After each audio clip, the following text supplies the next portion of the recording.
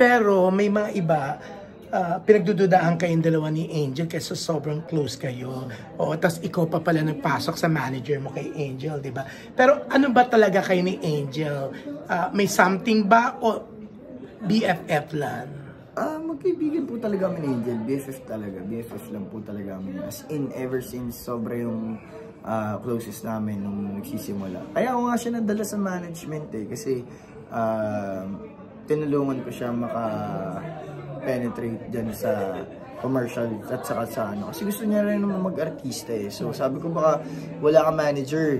Try mo, baka gusto mo ipasok ito sa manager ko, ganyan. So dinula ko siya sa manager ko, pinakalala ko kay Sir Taisa. Tapos yun, nagkasundo naman. Hanggang ngayon, siya pa rin yung manager ni Angel. Yan. At syempre, ang bongga, no? Kasi magkaibigan kayo, magka-love team kayo, di ba? Tapos isa manager nyo. Pero, okay,